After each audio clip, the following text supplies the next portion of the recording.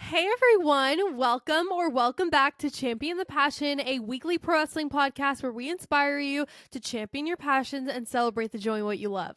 I'm your host, my name is Victoria Daisy, and today we are going to be recapping everything that happened last night on NXT. Now, NXT was insane, but before we dive deeper, don't forget to leave a 5-star review if you enjoyed. Follow me at It's Victoria Daisy across all social platforms, and follow Champion the Passion across all streaming platforms. Now, let's get into this because the first match was for the NXT North American Championship. We had Tony D'Angelo defending against Ridge Holland. Now, this was a great match. I wasn't expecting to like it as much as I did. Definitely a very fun matchup. Lots of power between these two.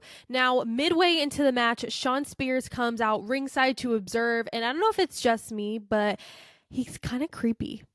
Is it just me? I don't know. But Tony sees him, gets mad, obviously, and punches Shawn Spears when he comes up on the apron. And then, if you guys remember last week, there's been something going on between Izzy Dame and Tony D'Angelo, and we haven't known exactly what it is yet. We remember Izzy Dame went up to Adriana Rizzo last week, and they were talking backstage, and she basically said that she owed him one, and we didn't really know what that meant, and we still kind of don't know what it means. But Izzy Dame came out, and she kicked Ridge Holland in the face while the referee wasn't looking, and Tony D'Angelo won.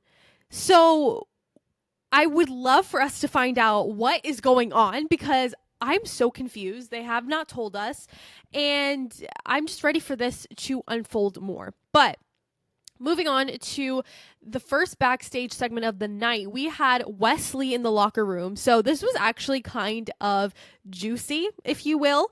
Wesley said to Dion Lennox that he's funny for stepping up to Obafemi and says that he's championship material. Wesley starts acting like the typical class bully that we all know and hate. And Dion says, one day somebody's going to beat him, and I know that's not you, so why not be me? And then Wes says there's a dramatic difference between a superstar with potential and a very decorated superstar like myself. Dion then responds with, what other way to prove potential than beating a former champion myself? Oh my God. Now, something I have been saying for quite some time is that Dion Lennox has a lot of potential in ring, on the mic. He's got the look. I just think that they need to figure out what his gimmick is. I think putting him in clear glasses isn't really going to do the trick. I don't know what his gimmick is, and I think once they figure that out and unlock it, just like they did with Trick Williams a few years ago, I mean, he could be a big, huge star. So then Wes says, you're going to realize you've got a long, long way to go. I'll see you tonight. So that's kind of like the setup for their match later on in the evening. Then Wes continues and says, and speaking of former champions, we've got one in our midst because Trick Williams had just walked in. The crowd went crazy. Obviously, we didn't see him last week because 2 weeks ago he lost his championship. So I was kind of shocked to see him back. You know, I thought with him losing his championship and then not seeing him last week, I thought, okay, maybe it's time he's getting called up, right? You know, the Royal Rumble is next week, or maybe, I don't know when he would come up, but that's kind of what we were all thinking, right? And then he showed up in the locker room and everyone freaked out. Then Wes yells, Trick Willie from the penthouse to the outhouse. It must be a sting knowing that Eddie is getting another opportunity. And right as he said that, Trick Williams slapped the crap out of Wesley and left the locker room. He literally slapped him and left and didn't even say a word. And he's an icon for that. Now, it's so tricky because I agree. It is stinging to see Eddie Thorpe get another opportunity. And I'll talk more about this later, but I do not like Eddie Thorpe. Okay? I don't get his character. I don't think he's great in the ring. He's definitely not good on the mic. And not to crap on him, but like, you know, we all have our people we like and don't like. Whatever. Moving along into another segment. This was so good. We move it out to the ring and Bayley comes out. And she basically says NXT is her home, and that's the reason why she came out last week to confront Roxanne because she cares about her. She cares about her legacy, what she's built. And she said, NXT doesn't owe me anything, but I owe NXT to get rid of entitled little idiots like Roxanne. And wouldn't she do us all a favor if she actually did that? So I hope she gets her opportunity.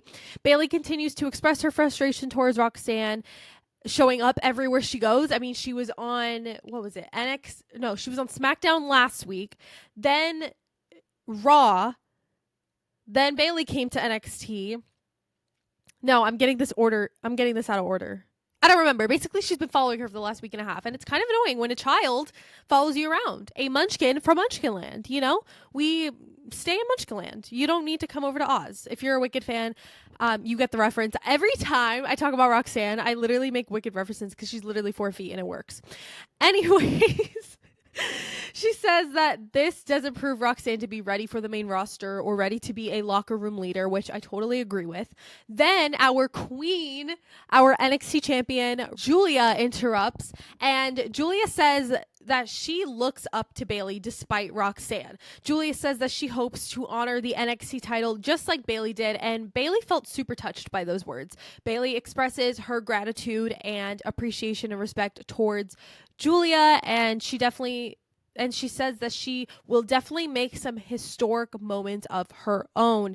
Now, that didn't last for long because the president of Munchkinland, the mayor of Munchkinland, has arrived.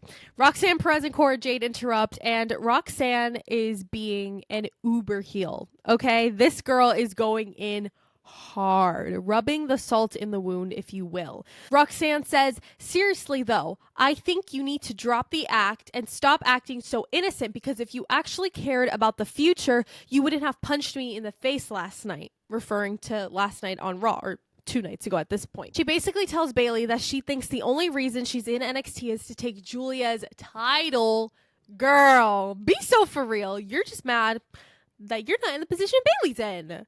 Hello? And the crowd starts to boo extremely, and I mean extremely loud. Like, they were giving them the Dominic Mysterio treatment. You know, the point to where they boo so loud you can't even think or speak. That's exactly what happened. And then Cora Jade kind of clocks a little bit. She said, I was a naive Bayley fan once too. But she's right. I do see it. You're no role model. Role models aren't a part of NXT when it's cool. Role models build this place up when people like you choose to leave. So as far as I'm concerned, Julia might as well just hand the title back to Roxanne right now, because nobody can carry it the way she does. Nobody loves NXT the way Roxanne and I do. So Loki clocked. I will say, I do like Cora. I've always liked Cora. I have just always hated Roxanne. I have given her flowers in previous episodes because, you know, her promos have gotten significantly better, okay? The material and what she's saying is great. It's just her delivery that always sucks. And I would say last night she did just as good as she did last week. So flowers again. I also want to give Cora her flowers. She did amazing as well. But the crowd thought otherwise. So they continued to boo throughout all, and I mean all of that. Then Roxanne says, I'm not going to take anything away from what you've done because you've literally done everything in NXT. She begins listing accolades like winning last year's Royal Rumble. But she said, most importantly, Bayley inspired girls like her and Cora, but her service is no longer needed. So she says, thank you, bye. Okay, so rude. Hello, first of all. Okay. She said, the only reason Bayley is here is to be the number 1 woman in the number 1 division because you know deep down inside it's exceeded the 4 horsewoman era. That was a mic drop. Okay, I don't care. I hate Roxanne. You guys know that. Okay, whatever. But like, she clocked. She clocked. Even if I don't necessarily agree with anything she says, if she clocks and delivers, then Bayley and Julia start beating up Roxanne and Cora, and something comes out of this that I'll talk about later. Then we go into a Jada Parker and Kalani Jordan backstage segment. Now, you guys know, if you've been following me for a while, how much I love Jada Parker, okay? So Jada is in the locker room watching a TV, that had NXT on it, watching what just happened out in the ring. And she got excited saying that Bailey mentioned her name 2 weeks in a row. And then Kalani Jordan interrupts. And Kalani says, that's not the only name she mentioned. She actually mentioned my name way before she mentioned yours. Then Jada says, Kalani, this little attitude you're trying ain't it. So go back to your little drawing board because there's only one real one. And she's looking right back at you. So then they start arguing like so much. It was kind of funny. And then Carmen Petrovic interrupts. And then she says, it doesn't matter. Love is in the air. Blah, blah, blah. Then Jada gets mad because Carmen is all up in her business and she says, oh, it's because you finally got a kiss from a guy that's going to leave you in a few months. Don't interrupt me again. Hello, she clocked her. Then Carmen says, watch your mouth when you talk about me and my man. And I was like, ooh. And then Jada goes, or what? And they break out into a brawl, which was actually insane. And then we transition into a match that all started because of a backstage segment. Wesley versus Dion Lennox. Now, this was honestly a very fun match. Definitely a runner-up for my match of the night, which I obviously always, like in every episode, discuss at the end of my overall thoughts. But this was a very fun match. Lots of fun moves. I love Wesley's wrestling style meshed with Dion's. I think it's a great battle between speed and strength. I just really loved it. But in the end, Wesley did win. Now, Wes gets on the mic, okay? Right after the match, and he said, so much for championship material. I took care of Dion. And now, Trick, you think you're that guy, right?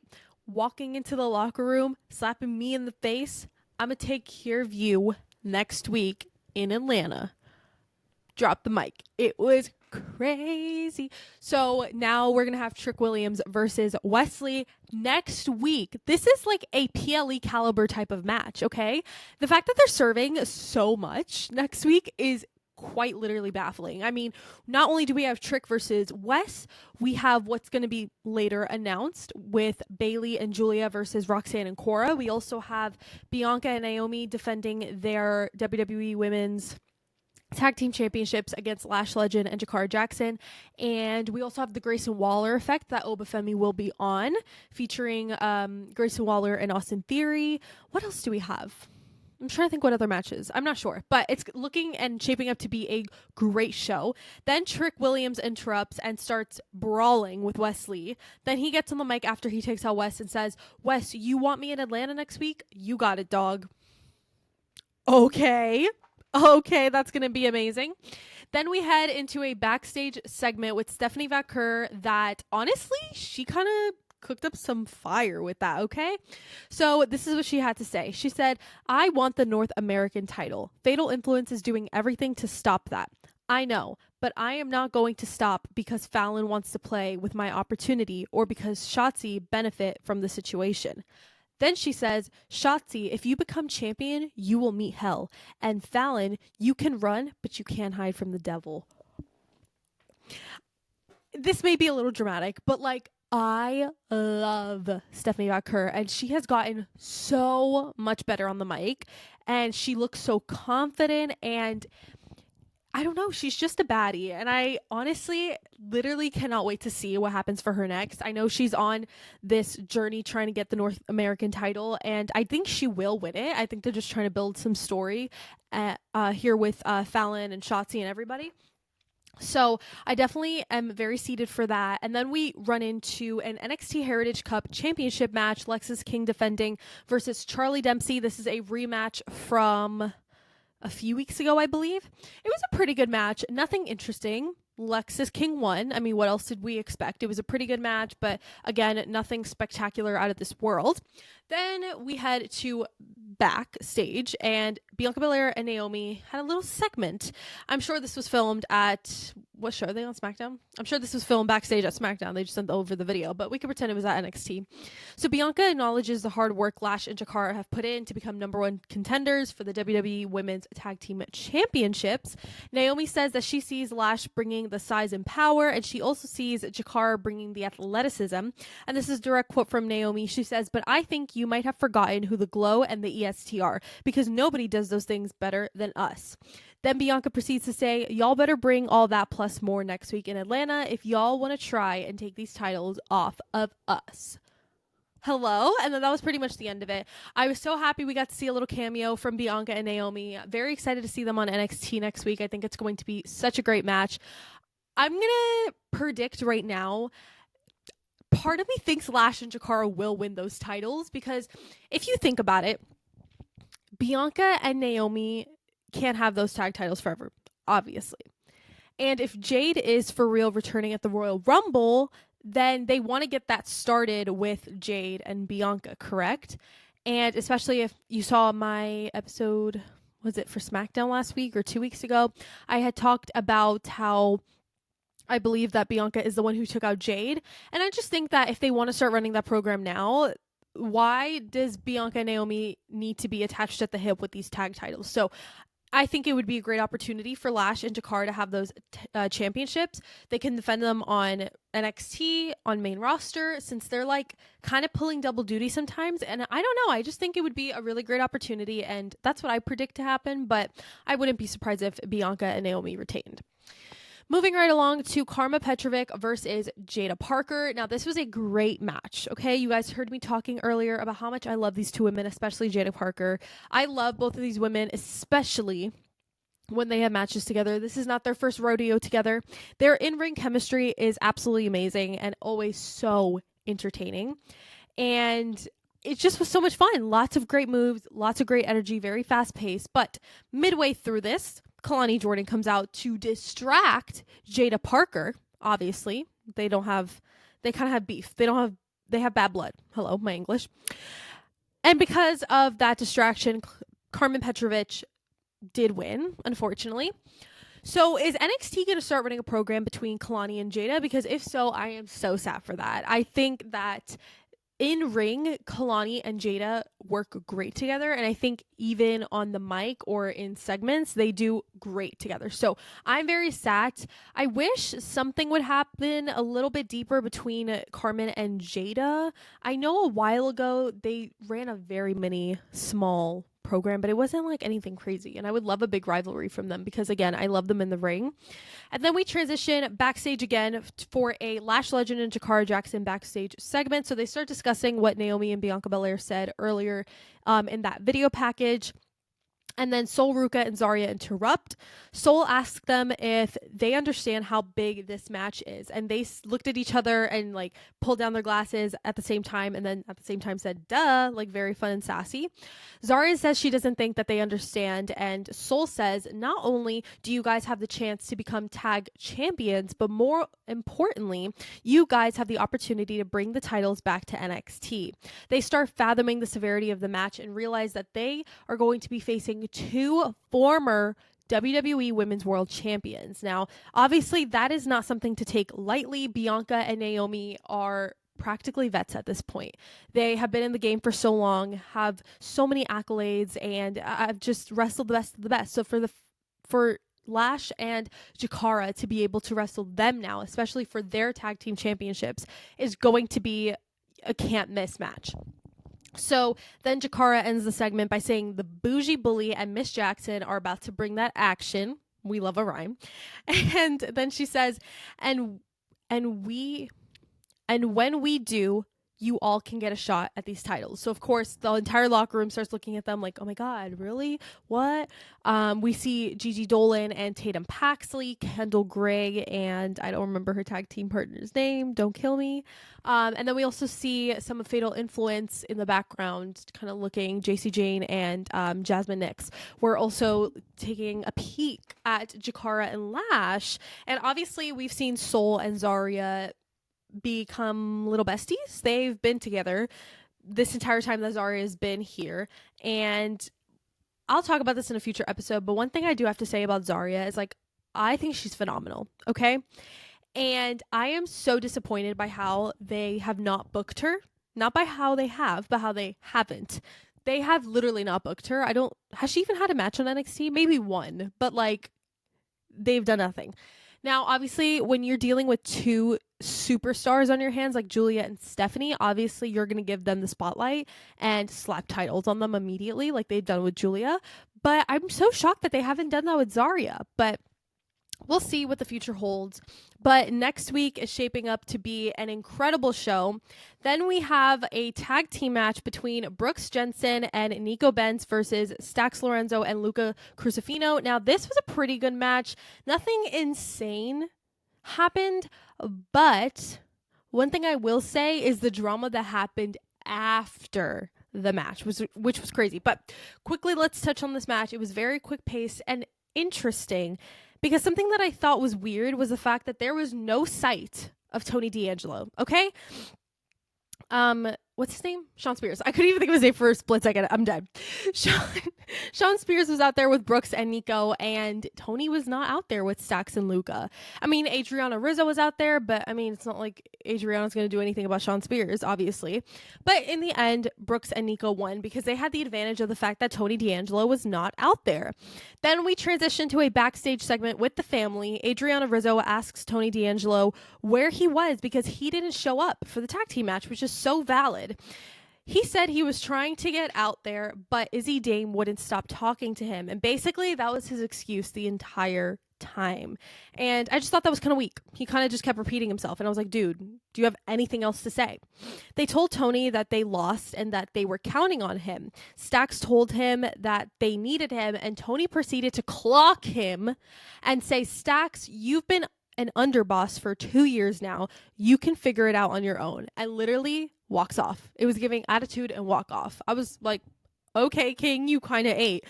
But it's hard because it's like, yes, they were counting on you, but also like, Stax, you can do that on your own type of thing. I don't know. It's hard. But I'm just like how I said earlier, I'm still confused on what's going on between Tony and Izzy. I would love to know. And I guess we'll find out at some point.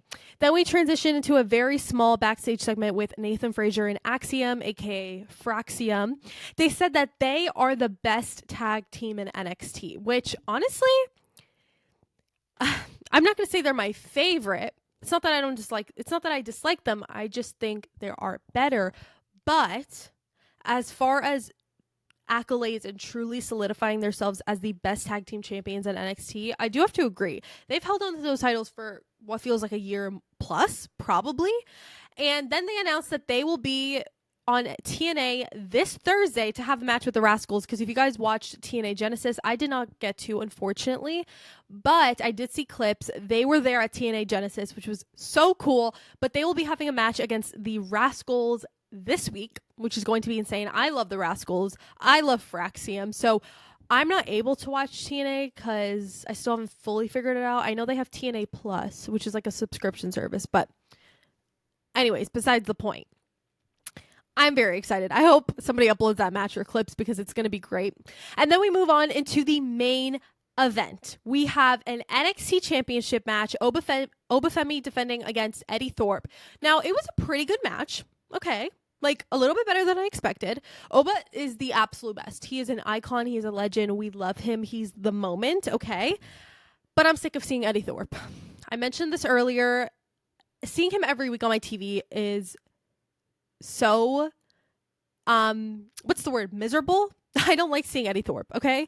I practically hate Eddie Thorpe as much as I hate Roxanne Perez at this point. Like, I just don't like seeing him, and especially the fact that he's been in the NXT title picture for this long. I'm hoping that this is the last we see of him for a while because he ended up losing the match, obviously. It's not like Obafemi was going to win. And just like the tag team match earlier with the family and Sean Spears and his gang, all the tea for this match happened afterwards. Trick Williams comes out to meet Obafemi face to face and kicks Eddie Thorpe. He literally gave him a trick shot, which was crazy. Trick basically wants his title back, and I wonder if he's gonna get it. We also have to keep in mind that he's done everything possible in NXT. He's won every championship multiple times. He's been there for years, and he is more than ready for the main roster. So is this the beginning of the end? Does Trick lose the next time he challenges for the title? I don't know. I am very interested to find out. I don't think they would put the title back on him. I mean, he's had very on and off championship reigns in the last year. And so I don't know if they would actually put it back on him, because then you got to think about it. He's got to have it for at least 6 months. And, you know, WrestleMania is right around the corner. And we all know the infamous Raw After Mania where call-ups happen. I don't know if they're doing the draft in April. I know the transfer portal is open right now between Raw, NXT, and SmackDown. So I don't know. Could this be the beginning of the end for Trick Williams? We shall find out. But my overall thoughts, I thought it was a great show. NXT always has banger shows every single week, and they never disappoint. Now, I think next week in Atlanta, ATL, I think it's going to be even better than what we saw tonight or last night, last week, the week before that, New Year's Evil. I mean, it's shaping up to be an incredible show. Now, I thought there were quite a few great matches and segments that are continuing to develop storylines, which you guys know I love. I was just obsessed with this show. It was so good, in my opinion. Now, obviously, nothing's perfect, so of course, this is not going to be a 10 out of 10 rating that you guys will find out in a little bit. But my match of the night, I would have to say, is Jada Parker versus Karma Petrovic. Now, even though this wasn't anything crazy or spectacular or interesting, to be honest, like I said earlier, I love these two women. And in the ring, I think they are incredible. They put on a great show, and I was entertained, okay? And that's why it's my match of the week, not generally speaking, because this is what I enjoyed, you know? Not to sound weird or anything, but I will say my segment of the night was Bailey, okay? I am very invested in this program that they are running between her and Roxanne. I think Roxanne and Cora had great one-liners. So did Bailey. It was very fun and interesting. And then following the segment, it got announced, like I mentioned earlier, that Bailey and Julia will face Cora and Roxanne next week in Atlanta, which just adds to this incredible card that we are looking at for next week's NXT. Overall, I would rate the show a solid 7.5 or maybe even an 8 out of 10. I thought it was so amazing. I'm definitely looking forward to next week. And last night got me very hyped for it. And I just think that it's going to be amazing. Thank you guys so much for watching and listening to this episode of Champion the Passion. Don't forget to leave a 5-star review if you enjoyed. Follow me at It's Victoria Daisy across all social platforms, and follow me at Champion the Passion across all streaming platforms. Don't forget to champion your passions and celebrate the joy in what you love. I will see you guys in the next episode. Bye.